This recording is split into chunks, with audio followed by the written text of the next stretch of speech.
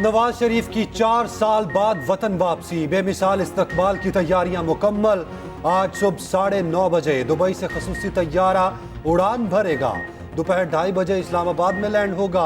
कायद नून league कुछ देर इस्लामाबाद में क़याम के बाद उसी तैयारे में लाहौर रवाना होंगे। 3 बजे तैयारा लाहौर एयरपोर्ट पर लैंड करेगा। नवाज शरीफ के हमरा पार्टी रहनुमाओं और सहाफ़ियों समेत 194 अफराद भी पाकिस्तान आएंगे। सदर नून लीग शहबाज शरीफ ने नवाज शरीफ को फोन पर इस्तकबाल की तैयारियों और सिक्योरिटी इंतजामात पर ब्रीफिंग दी।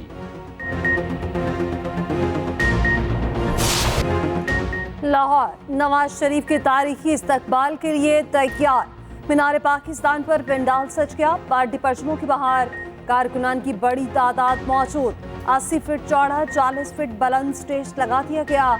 नवाज शरीफ को लाने वाले हेलीकॉप्टर और मतवालों ने रिहर्सल भी कर ली। पंडाल में मौजूद कारकुनान के लिए कवाली नाइट का भी एहतमाम। सदर नून लीग शहबाज शरीफ और चीफ ऑर्गेनाइजर मरीम नवाज इंतजामात का जायजा लेने पहुंचे। आतिशबाजी भी की गई। मरीम नवाज ने कारकुनान का हौसला बढ़ाया। नवाज शरीफ जिंदाबाद के नारे लगवाए।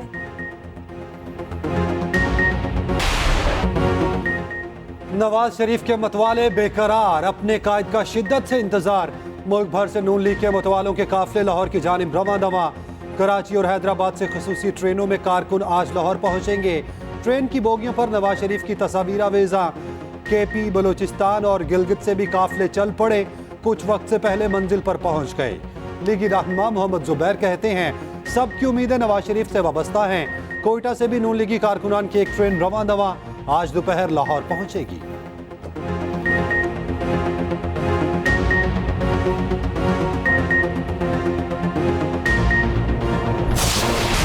तीन बार की वज़ीर आज़म रहने वाले नवाज शरीफ को कभी अपनी ओहदे की मुद्दत पूरी करने का मौका न मिल सका। 2017 में सुप्रीम कोर्ट ने उन्हें ताहयात नाअहल करार दिया। साबिक वज़ीर आज़म इस वक्त भी मसनूई तौर पर इस्लामाबाद में तोशाखाना अल-अज़ीज़िया वर्ल्ड कप में पाकिस्तान की दूसरी हार। 368 रन का हदफ देखकर पाकिस्तानी खिलाड़ियों के हाथ पांव फूल गए। ऑस्ट्रेलिया ने पाकिस्तान को 62 रन से शिकस्त दी। ओपनर के अलावा कोई खिलाड़ी जमकर ना खेल सका। इमाम उल हक 70 और अब्दुल्ला शफीक ने 64 रन की इनिंग्स खेली। बाबर आजम एक बार फिर नाकाम, सिर्फ 18 रन बनाकर पवेलियन लौट गए। साउथ शकील ने 30 रन की इनिंग्स खेली। ऑस्ट्रेलिया ने मुकर्ररा 50 ओवर्स में 9 विकेटों पर 367 रन बनाए थे। पाकिस्तानी बॉलर्स के ऑस्ट्रेलिया के खिलाफ तमाम पैंतरे नाकाम। ओपनर्स को फॉर्म में ले आए। ऑस्ट्रेलियाई ओपनिंग जोड़ी ने मार मार कर भुरकस निकाल दिया। हारिस रऊफ को खूब मार पड़ी। 8 ओवर्स में 83 रन खाए। उसामा मीर के लिए ड्राउना ख्वाब बन गया। पहला मैच अंडर प्रेशर खेला। 9 ओवर्स में 82 रन दे दिए। पाकिस्तानी टीम ने 25 रन एक्स्ट्रा भी दिए। 14 वाइड बॉल भी कराए।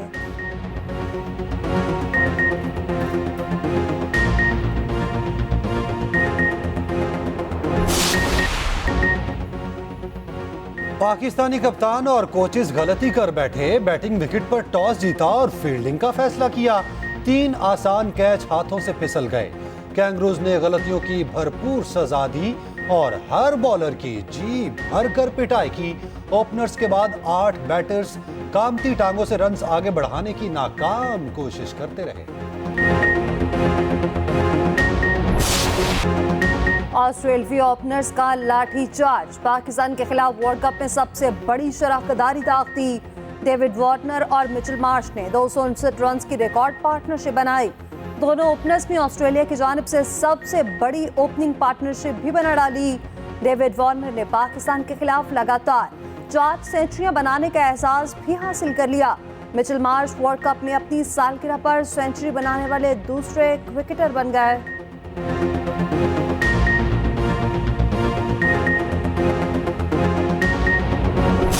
क्रिकेट फैन की पाकिस्तानी टीम से मोहब्बत भारत को एक आंख ना भाई। बेंगलुरु क्रिकेट स्टेडियम में पुलिस एहलकार की हठधर्मी। क्रिकेट शायकीन को पाकिस्तान जिंदाबाद का नारा लगाने से रोक दिया। कहा, सिर्फ भारत के हक में नारे लगाने की इजाजत है, पाकिस्तान जिंदाबाद का नारा लगाना दुरुस्त नहीं। वीडियो वायरल, सोशल मीडिया सारिफीन की शदीद तनकीद।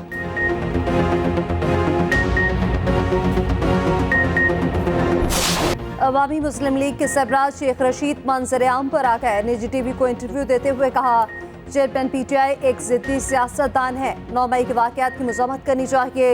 एस्टेब्लिशमेंट से हमारी लड़ाई नहीं बनती थी। जनरल आसिम मुनीर को छेड़ना हमारी गलती थी। सियासतदान को किसी फौजी का नाम नहीं लेना चाहिए। इनसे लड़ाई नहीं बनती। फौज का मसला फौज को हल करना चाहिए। सियासतदान को दूर रहना चाहिए। इदारों के बगैर मुल्क नहीं चल सकता। पीडीएम से सियासी लड़ाई लड़ता रहूंगा।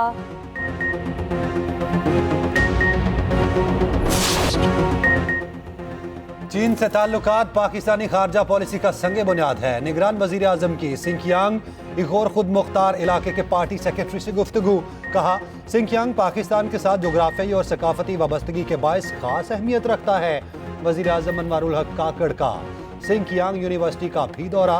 तलबा से खिताब में कहा, सिंकियांग तजारती राहदारी नहीं, 2 अजीम कौमों को जोड़ने का बायस है। निगरान वजीर आजम का फलस्तीनी सदर महमूद अब्बास को फोन, भरपूर इमदाद की फराहमी की यकीन दहानी। इसराइल के गजा पर गैर इंसानी जारियत, किसी को अमान न दिया।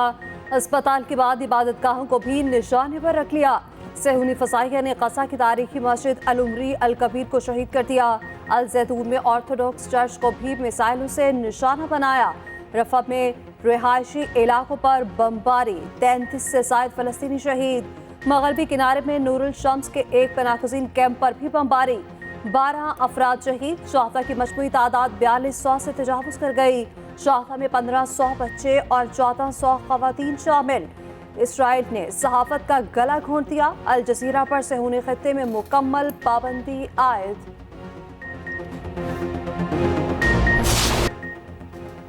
इसराइल ने जुल्म की कई दास्तानें लिख दी। सेहूनी फौज ने मासूम बच्चों को खून के आंसू रुला दिया। जख्मों से लड़ता मासूम बच्चा मां की याद में कांपने लगा।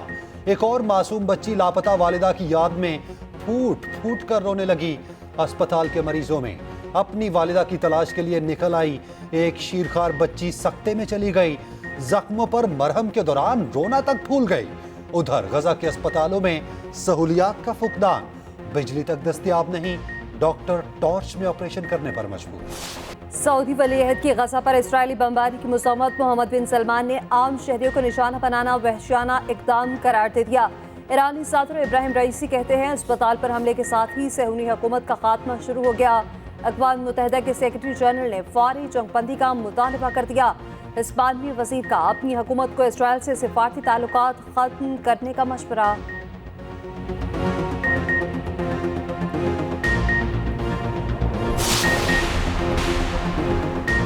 मुल्क भर में मज़लूम फ़लस्तीनियों के हक़ में रैलियाँ, शहर शहर इसराइली बर्बरियत के खिलाफ एहतजाजी मुजाहरे। कराची में एमक्यूएम के तहत बड़ी रैली निकाली गई। जेयूआई, एएनपी, जीटीए और दीगर जमातों के रहनुमाओं और कारकुनान की शिरकत। खालिद मकबूल सदीकी ने खिताब करते हुए कहा, जब भी जंग होगी कराची इस मुकाबला करने में सबसे आगे होगा। शाही सैयद, राशिद सुब्रो, मौलाना हसन जफर नकवी और सरदार अब्दुल रहीम ने भी खिताब किया।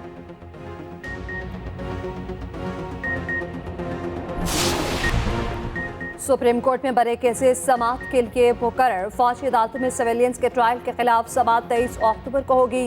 जस्टिस एजाजुल हसन की सरबराही में 5 रुकनी लार्जर बेंच केस सुनेगा।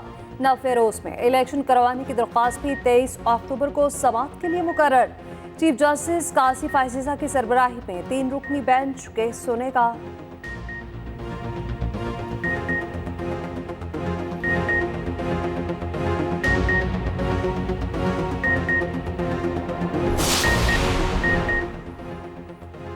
अफगान मुहाजिरीन के नाम पर भारत का प्रोपोगेंडा बेनकाब। भारतीय हुकूमत पाकिस्तान में अफगान शहरियों से मुतालिक प्रोपोगेंडा मुहिम चलाने में सरगर्म। भारत में 1980 से लेकर अब तक महज चंद हजार अफगानी रिहाइश पजीर हैं। पाकिस्तान में लाखों अफगान खानदान ने दहाइयों तक रिहाइश इख्तियार किए रखी। अक़वाम मुत्तहिदा के मुताबिक भारत में ट्रेनिंग के लिए मौजूद अफगान कैडेट्स का मुस्तकबिल तारीख है। भारत में मुकीम अफगान पनाह गुज़ीनों में से महज 25% बच्चे स्कूल जा सकते हैं।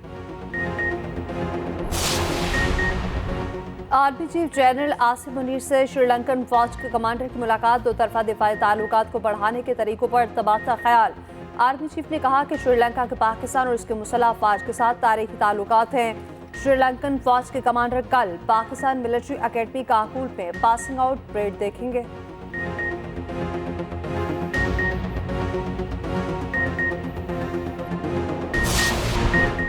मेयर कराची मुर्तज़ा वहाब बिला मुकाबला यूसी चेयरमैन मुंतखब, कामयाबी का ऑर्डर जारी। मुर्तज़ा वहाब को मेयरशिप बरकरार रखने के लिए 6 माह में यूसी चेयरमैन का इलेक्शन जीतना लाजमी था।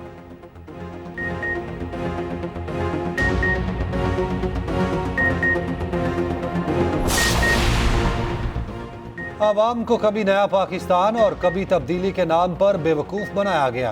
चेयरमैन पीटीआई पार्लियामेंटेरियंस परवेज खटक का पेशावर में वर्कर्स कन्वेंशन से खिताब, कहा सियासी जमातें फिर नारों के साथ मैदान में आ रही हैं।